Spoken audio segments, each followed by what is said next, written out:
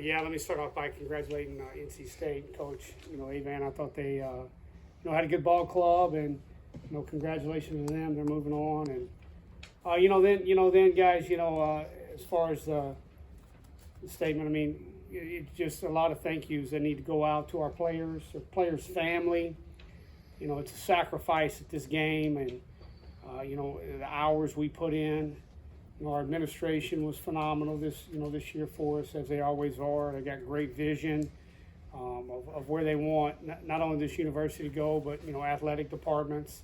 And then, gosh, guys, I can't tell you how thankful I am for our fans. I mean, that crowd tonight. We came up a little short, obviously. It was unbelievable. They were into it. They were trying to will us and pull us, and so I just want to say thank you to our fans. And then lastly, our coaches as well, and our families, because, we spend more time with these young men than we do typically with our families a lot. So, for them to be there and support us. Okay, we'll take questions. Please raise your hand. Coach, I know it's maybe kind of tough to ask this, just coming off the field, but what this team was able to accomplish in your first year as head coach? You just got a bunch of guys together who started believing in themselves, and then believing in each other, and when you do that, as I've said, for years in this league, there's talent in this league, and if you can get the right group together and get them to believe in themselves and have confidence and go out there and take the training we put them through daily, that you have a chance. But yeah, I mean, what this group of men did was something, obviously I'll never forget. For you, Charlie, obviously you can tell your eyes. They're very emotional tonight. You got your last home run here tonight. I'm sure we won't see after this, but you had some big situations kind of fall to you in this game, and you were able to come through. Is that what hurts now, or just knowing that you're not coming back? Yeah, it's a big kind of melting pot of emotions right now. Just really proud of this group and proud of what we were able to accomplish, and really thankful to get to be a part of it. When you get a chance to reflect back on it, just what a crazy ride it's been from where you started, you can even address that right now. Yeah, I mean it's been a long ride since I got here. Just incredibly thankful for this university, this program, coaches and teammates, everybody that put all the time and resources into my development and really just promoting me to the best that they could, and just wouldn't be anywhere close to who I am without that. And just really, really, really thankful to be here in this situation. Coach, kind of hard to take in after defeat, but this was a great game of college baseball. This is the only one on the national television tonight. What does it say about just the like you mentioned before, the crowd and just a lot of great young players going back and forth? How does that help grow the game? Yeah, I mean, it's what our game needs. I think I've said for a while, obviously I coached in the big leagues and been in the playoffs in Yankee Stadium and coached games in Yankee Stadium in the playoffs. And, college baseball, though, I say all that to say that there's nothing like what you saw tonight. Just the spirit, the fans into every pitch. It's something that I was glad people got to see tonight to help grow our game and to show people that, college baseball is something that, is fun to be at and worthy of, the coverage we're getting. Mike? Trey, obviously, big performance for you tonight. Can you just talk about the moment and, what you're going to take from tonight and into your future? Yes, sir. Tonight was definitely just all about not trying to send the seniors home without going to Omaha. I mean, we had a really, really, really talented group, and an NC State also had a really talented group, and it came out on top today. But it's all about trying to make the team win. Coach, from your point of view, NC State was able to limit Charlie throughout the weekend. What were they doing, pitching-wise to limit what he Well, I was doing? disagree with you. I'm sorry. I mean, he hit some balls 112 miles an hour and got out. I don't think they, that's just called luck. You look at Slade Alford's ball. Young man made a great play in center field. But if that ball, isn't caught, then things are different. But I don't think they, neutralize it. When you're hitting balls over 100 miles an hour, you're getting off great swings, and this game is really hard. It's really, really hard to do that. And, you know, I think what happens is people get spoiled, right, by this young man right here.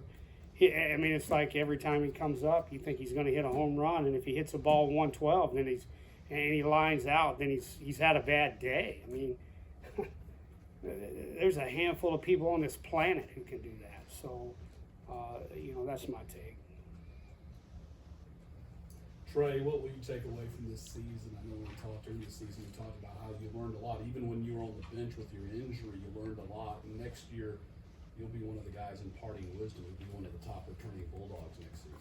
Yes, just the knowledge. I mean, you have guys like Charlie, you have Coach Elias, you have guys like Corey Collins. Just being able to take little things from each and every one of them and bring that back to next year's team to go farther. I mean, that's obviously the goal. Just, I would say, taking bits and pieces and putting it in that locker room for next year and being successful. Charlie, you talked about how proud you were to be a part of this team. Just how much do you see this year as proof of concept for Coach Johnson and the future of this program? Man, I've been seeing bits and pieces of it throughout the year. I mean, this program has made a huge leap in the right direction, and I know for a fact that if this isn't my last year here, or if this is my last year here, it's in great hands. There's no doubt in my mind that this program is pointing in the right direction and making big steps to it. Trey's going to be a huge part of that. I'm so proud of that guy and really can't wait to see where his career goes. He's going to be a big piece of this group moving forward, and I'm always going to be around supporting the program, and regardless of whether I'm a Bulldog next year or not, just knowing that this program is going to be dangerous the next couple of years. Trey, you guys were in the dugout for a while NC State, got to celebrate. Did you kind of take that in at all in terms of, what was going through your mind?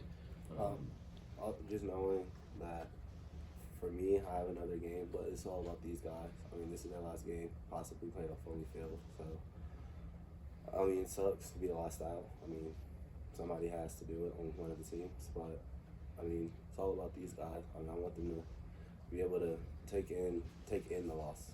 We lost, just be able to take it in and get on to our next day. Wes, when you took the job a year ago, could you envision being here at this point after the first year? And what's the biggest thing you have to do to take that next step in this offseason? Yeah, I mean, I hope everybody who comes into an SEC job thinks that they should be here, right? I mean, that's I can't tell these guys to believe in themselves if I don't believe in myself. So yeah, I mean, I'm gonna work sun up to sundown to do that. As far as when you look at programs' next step, this game's really hard. We moved in the right direction. We have to continue to go out and recruit, and as we have been already, and continue to get good quality players in here that fit our ballpark and what we're trying to do. And if you do that, especially now, with the way things go with, transfer portal and different things, you should put yourself in a position every year to, somewhat have success, but, success is defined a lot of ways. We have time for 2 more questions. Go to Chip and then Mark. Wes, when you break down this game, just this last game right here, where would you say maybe the deficiencies were that as you build the program going forward that you might look at, trying to shore up, or was there anything like that? Where would you say that? I think, it's, as I tell our players all the time, there's always another level. I used to tell big leaguers that. I mean, there's this guy named Nolan Ryan, right? He's got 7 no-hitters. I guess still your 8th no-hitter in the big leagues. There's not another level. But with that being said, if you're not trying to improve every aspect of your program every year, then, to me, you can go backwards really fast. So, yeah, I mean, you're constantly trying to get. And I've said this, and you won't ever find another Charlie Condon, at least in my time, in my coaching career. There'll be another one come along probably after I'm, dead and gone. So, but you're lucky if you coach Charlie Condon's once every 10 years, man.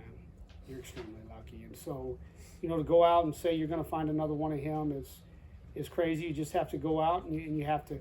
Maybe next year depending on what you have, you do it a little more with speed.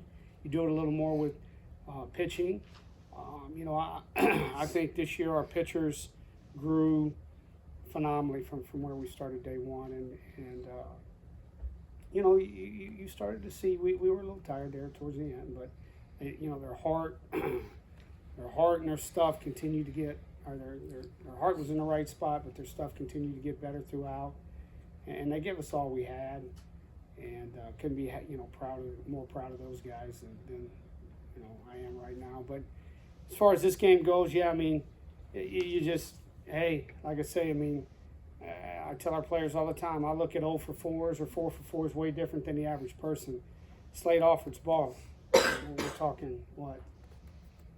And I haven't looked at the video. I'm just going off of my eyes in the game. Another foot, you know, and we might still be playing. So, yeah. But that's the game of baseball. And like I say, you tip your hat to North Carolina State, and you know, wish them the best.